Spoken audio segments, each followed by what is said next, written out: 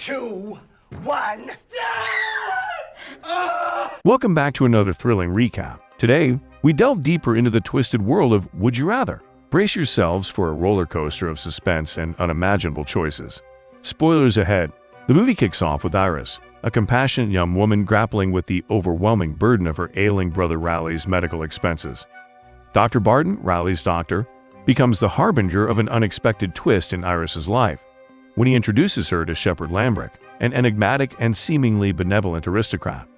Lambrick, with an air of intrigue, extends an offer to Iris: successfully navigate and conquer a harrowing game, and his charitable foundation will swoop in to cover Riley's leukemia treatment and secure a bone marrow donor.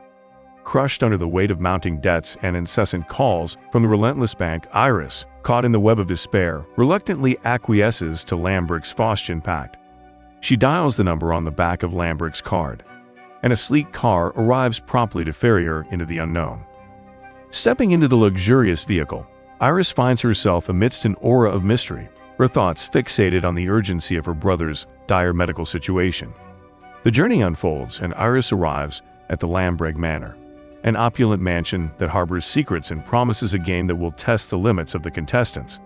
Here, Iris encounters Lambrick's son Julian, a character shrouded in intrigue, and a diverse array of contestants, each with their own tales of hardship. Lucas, a war veteran; Linda, an elderly woman confined to a wheelchair; Peter, a slave to the relentless pull of gambling; and a trio consisting of Cal, Amy, and Conway, each grappling with their own demons.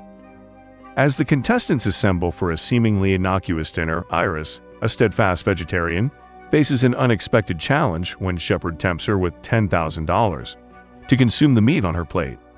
Reluctance paints her expression, but the pressing needs of her brother propel her to reluctantly accept Shepard's offer. The atmosphere becomes charged with tension when Conway, battling his own demons as a recovering alcoholic, reveals his struggles to Shepard. Seizing the opportunity, Shepard presents Conway with a moral dilemma: $10,000 for a glass of wine or a whopping $50,000 for downing a decanter of scotch. Conway, torn by the weight of his past, opts for the larger sum and succumbs to the scotch's intoxicating embrace.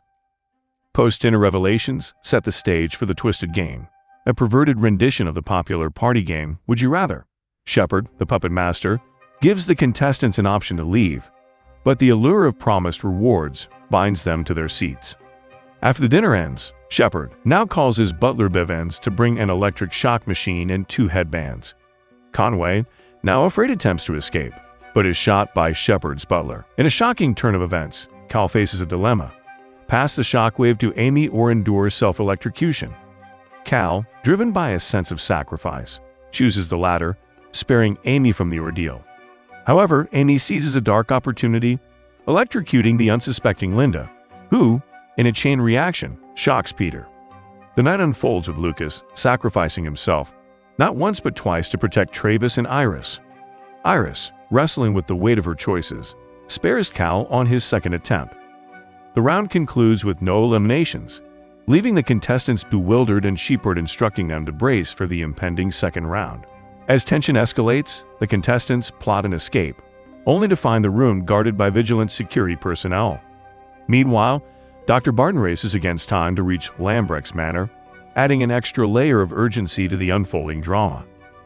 And so, the second round commences, thrusting Iris into an agonizing choice: stab someone in the thigh with an ice pick or subject Travis to 3 agonizing lashes with a sandbag. In the intricate web of choices and consequences that unfolded, Travis' initial advice to Iris is suggesting whipping as a less life-threatening option. Shepard, unwavering in her determination, insisted on a forceful whipping for Travis, a choice echoed by Lucas, initially driven by practical reasons. The haunting decision-making process continued as Travis, once again, opted for the whipping, perpetuating the intense dilemma. The gravity of the situation then shifted to Peter, faced with the harrowing choice of either stabbing Linda in the thigh or subjecting Travis to another round of whipping. A realization dawned upon Peter that Travis won't be able to endure additional whips, prompting him to reluctantly stab Linda in her paralyzed leg, inadvertently hitting a major vein. Linda, now bleeding profusely, found herself compelled to stab Amy, unable to stand and wield the whip against Travis. Tragically, Linda succumbed to the relentless bleeding, marking a poignant turn in the unsettling game. The narrative then transitioned to Amy, who, as the survivors endeavored to escape, Iris managed to flee the dining room, but tragedy struck as Cal was shot and eliminated. The remaining 3 survivors found themselves compelled to stay at the ominous dinner table. In a desperate bid for freedom, Iris attempted an escape through the basement, only to face the threat of Julian, whose assault she thwarted by skillfully stabbing him in the knee with an ice pick. Just as hope seemed within reach with the arrival of Dr. Barton, a past Kane winner, Barton's intervention was brutally cut short as Bevins, acting on an unforeseen impulse, shot him in the head and forcibly returned Iris to the table for the 3rd round of the sinister game. The 3rd round unveiled a choice between the known and the unknown, with participants confronting the challenge of holding their heads in a water-filled barrel for 2 minutes or drawing a card with potentially lethal or harmless outcomes. Peter, opting for the card, unwittingly ignited a firecracker in his hand. Oh, God. Lucas, next in line, faced the agonizing task of slitting open his eye with a razor blade. Iris, drawing strength from her past experiences, chose the known, enduring the pain and surviving the 2 minutes submerged in the water. The revelation followed that Iris would have had to extract all her teeth if she had chosen the ominous card.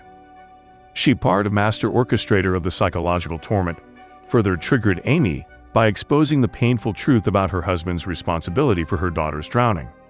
Enraged, Amy chose the unknown, discovering that she must spend 4 agonizing minutes in the water-filled barrel. Tragically, the extended time proved fatal, and Amy drowned, the initial shock leading her to open her mouth in a futile attempt to breathe. As the chilling 4th round commenced with only Iris and Lucas remaining, Iris found herself grappling with the weighty decision of sparing Lucas and leaving empty-handed or resorting to a dueling pistol to end his life, claim the prize, and potentially save her brother.